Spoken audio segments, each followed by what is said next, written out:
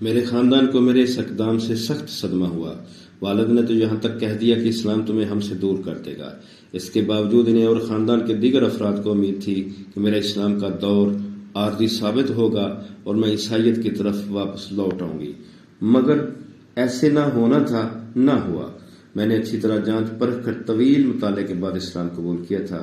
میں اس سے منحرف کیسے ہو سکتی تھی؟ اب آہستہ آہستہ افراد خاندان میرے اسلامی کردار سے سمجھوتا کر رہے تھے۔ السلام علیکم ورحمۃ اللہ وبرکاتہ۔ بسم اللہ الرحمن الرحیم۔ اللہم صلی علی محمد وعلی آل محمد۔ ہم مسلمان کیوں ہوئے، اس سلسلے کی آج کی شخصیت کا تعارف لے کر آپ کی خدمت میں حاضر ہوں۔ آج کی شخصیت کا تعلق انگلینڈ سے ہے اور ان کا نام ہے خدا خطاب۔ تو ان کی داستان شروع کرنے سے پہلے آپ میرا یوٹیوب چینل سبسکرائب کر دیں اور بیل آئیکن بھی پریس کر دیں تاکہ اس طرح کی ایمان افروز داستانیں آپ تک پہنچتی رہیں۔ جب میں عیسائی تھی اور اسکول میں پڑھتی تھی تب میرا خیال تھا کہ ایک لڑکی کو شادی سے پہلے بوائے فرینڈ سے بچ کر رہنا چاہیے۔ یہی وجہ تھی کہ میں چرچ کے یوتھ کلب کی ممبر ہونے کے باوجود صرف لڑکیوں ہی سے دوستی رکھتی تھی۔ بعد ازاں جب میں نے اسلام قبول کیا تو مجھے یہ جان کر بڑی مسرت ہوئی کہ اسلام جنسی اختلاط کی سختی سے ممانعت کرتا ہے، لیکن جو چیز مجھے اسلام کی طرف کھینچ کر لائی تھی وہ پردہ تھا۔ مسلمان خواتین کا یہ شعار اور لباس غیر مردوں کی نظریں عورت کی طرف سے ہٹا دیتا ہے۔ یہ خیالات برطانیہ سے تعلق رکھنے والی معروف نو مسلم مصنفہ خدا خطاب کے ہیں۔ اس خاتون کا عیسائی نام سمانتھا تھا۔ ان کے والد نیوکلیر پلانٹ کے سپروائزر تھے۔ ننھی سمانتھا زیادہ عرصہ تک والد کا سایہ عاطفت نہ دیکھ سکیں اور بچپن ہی میں اس سے محروم ہو گئیں۔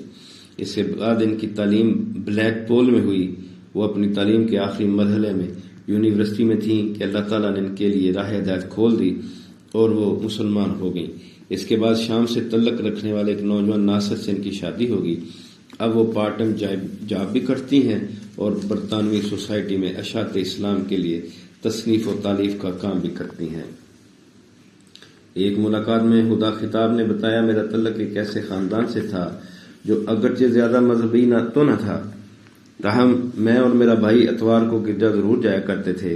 ہمارے گھرانے کے طور اتوار بھی ویسے ہی تھے جس طرح معزز انگریزی خاندانوں کے ہوتے ہیں۔ جب میں 12 برس کی تھی تو میری زندگی ایک بہت بڑے سانے سے دوچار ہو گئی۔ یہ سانحہ میرے والدین کی آپس میں طلاق اور علیحدگی کا تھا۔ اس سے مجھے بڑا صدمہ ہوا۔ اس کے بعد بھی اگرچہ میں اپنی کلاس میں ہمیشہ اول رہی، لیکن اب میری زندگی مسرتوں سے دور تھی۔ میرا حلقہ احباب بھی بہت محدود تھا، حالانکہ انگریزی سوسائٹی میں حلقہ احباب کی وسعت بھی ایک فیشن کا درجہ رکھتی ہے۔ پارٹیوں میں جانے سے کتراتی تھی۔ شراب، سگریٹ اور منشیات سے تو مجھے ذرا بھی لگاؤ نہ تھا۔ یوتھ کلب میں میری دوست صرف لڑکیاں تھیں۔ میری تربیت شرمیلی نہ تھی، مگر میں بچپن ہی سے لڑکوں کی دوستی کی قائل نہیں رہی۔ یہی دوری آئندہ زندگی میں مجھے راہ راست دکھانے میں بنیاد بن گئی۔ اپنے قبول اسلام کا واقعہ بیان کرتے ہوئے خدا خطاب نے کہا، جب میں نے London school of oriental and Asian studies میں داخلہ لیا تاکہ عربی پڑھوں تو اسلام اور عربی کے بارے میں میری معلومات بالکل صفر تھیں، لیکن جب میں نے عربی پڑھنا شروع کی اور اس میدان میں جو آگے بڑھتی گئی، اسلام کے بارے میں جاننے کا میرا شوق بڑھتا گیا۔ اسی اثنا میں نے اپنے ایک استاد کے ذریعے بعض مسلمانوں سے روابط قائم کیے تو مجھے مسلمانوں کی خاندانی زندگی نے بہت متاثر کیا۔ میں نے محسوس کیا کہ ایک مسلمان خاندان کے لوگ چاہے دنیا کے کسی بھی حصے میں ہوں، وہ باہم قریبی تعلقات قائم رکھتے ہیں، مگر بھی تہذیب اس خوبی سے محروم ہو چکی ہے۔ مسلمانوں کی اس روایت نے میری اسلام سے قربت کو مزید بڑھا دیا۔ یہ بات مجھے اور بھی زیادہ اس لیے محسوس ہوئی کہ میرے والدین علیحدگی اختیار کر چکے تھے۔ ناجائز جنسی اختلاط روکنے کے لیے اسلام نے جو احکامات دیے ہیں وہ بھی میرے لیے حد درجہ متاثر کن ثابت ہوئے، لیکن جس چیز نے مجھے سب سے زیادہ متاثر کیا وہ مسلمان عورتوں کی پردے کی روایت تھی۔ میں طلبہ و طالبات کی باہم چھیڑ چھاڑ دیکھ چکی تھی، اس لیے پردے کی افادیت مجھے دو چند محسوس ہوئی۔ سچی بات یہ ہے کہ مغربی کلچر عورتوں کے اس بات پر ابھارتا ہے کہ وہ بن سنور کر نکلیں اور اپنے جسم اور حسن کی نمائش کرتی پھریں۔ اسی بنا پر عورتوں پر یہ الزام عائد کیا جاتا ہے کہ وہ مردوں کو اپنی جانب راغب کرتی ہیں۔ مرد اپنی عادات بد کے باوجود اس الزام سے صاف بچ جاتے ہیں۔ اسلام کے نظریہ حجاب کے مطالعے نے پہلی مرتبہ یہ حقیقت مجھ پر منکشف کی کہ غیر مردوں میں عورتوں کا اپنے جسم اور حسن کی نمائش کرنا صریحاً حرام ہے، جس کا خمیازہ انہیں دنیا میں بھی بھگتنا پڑتا ہے اور جس کی سزا انہیں آخرت میں بھی ملے گی۔ جب میں یونیورسٹی کے پہلے سال میں پہنچی تو اسلام کے بارے میں میرا مطالعہ اس قدر بڑھ چکا تھا اور میں بطور مذہب اس پر اس درجہ اعتماد حاصل کر چکی تھی کہ میں نے اسلام قبول کرنے کا فیصلہ کر لیا۔ اسی دوران میں لندن کے ریجنٹ پارک میں سابق مشہور پاپ سنگر کیٹ سٹیونز یوسف اسلام سے میری ملاقات ہوئی۔ اس ملاقات نے اسلام کی طرف میری پیش قدمی کو مزید مہمیز دی اور اس کے کچھ ہی عرصہ بعد ایک تقریب میں میں نے اپنے قبول اسلام کا اعلان کر دیا۔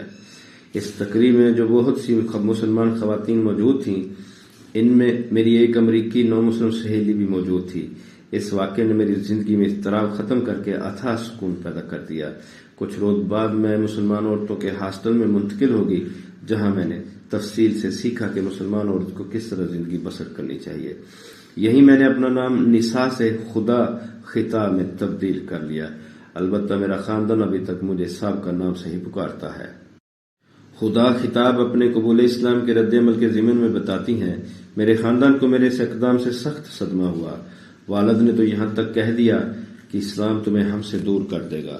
اس کے باوجود انہیں اور خاندان کے دیگر افراد کو امید تھی کہ میرے اسلام کا دور عارضی ثابت ہوگا اور میں عیسائیت کی طرف واپس لوٹ آؤں گی، مگر ایسے نہ ہونا تھا، نہ ہوا۔ میں نے اچھی طرح جانچ پرکھ کر طویل مطالعے کے بعد اسلام قبول کیا تھا۔ میں اس سے منحرف کیسے ہو سکتی تھی؟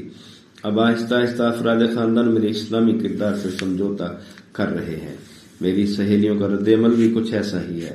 انہیں شدید حیرت تھی کہ میں نے تبدیلی مذہب جیسا بہت بڑا اقدام اٹھا لیا ہے۔ اپنے قبول اسلام کے بعد کے مراحل کا تذکرہ کرتے ہوئے خدا مزید کہتی ہیں، اسلامی احکامات پر عمل درآمد میں مجھے کبھی دقت پیش نہیں آئی۔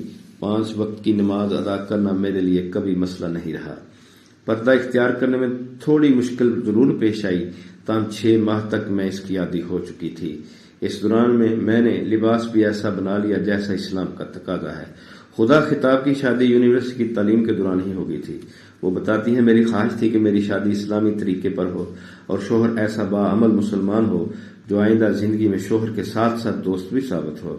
اس سلسلے میں نے اپنی ایک سہیلی کو اعتماد میں لیا اور اسے اس ضمن میں تعاون کرنے کو کہا۔ میری اس سہیلی نے میری ملاقات شامی نژاد مسلمان ناصر سے کروائی۔ وہ پیشے کے اعتبار سے سول انجینئر ہیں۔ حجاب میں ہونے کے باوجود میں اس ملاقات میں کافی نروس تھی۔ اسی ملاقات میں میں نے محسوس کر لیا کہ ناصر میں وہ تمام خصوصیت موجود ہیں جن کی مجھے تلاش تھی۔ شادی سے پہلے ناصر سے میں نے دوبارہ ملاقات نہ کی۔ مغرب میں اسے چندہ معیوب نہیں سمجھا جاتا، بلکہ وہاں عورت شادی سے پہلے بھی ہونے والے شوہر سے جنسی اختلاط رکھتی ہے۔ ناصر نے شادی سے قبل مجھے بغیر حجاب کے نہیں دیکھا تھا۔ اس بنا پر دل میں یہ خدشہ موجود تھا کہ پتہ نہیں ناصر مجھے پسند کریں گے یا نہیں۔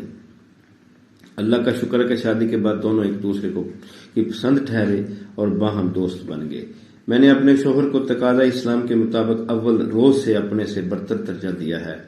مغربی تہذیب اس عمل کی نفی کرتی ہے اور مرد و زن کے لیے یکساں معیار کے علمبردار ہے۔ حالانکہ مرد و زن میں فطری فرق موجود ہے۔ مردوں کے اپنے تقاضے ہیں اور عورتوں کے اپنے۔ یہی وجہ ہے کہ اسلام نے مردوں اور عورتوں کے لیے احکام و قوانین میں بھی فرق رکھا ہے۔ عورتوں نے جب سے مردوں کے برابر مقام کی جستجو کی ہے، انہوں نے اپنے لیے مشکلات پیدا کر لی ہیں۔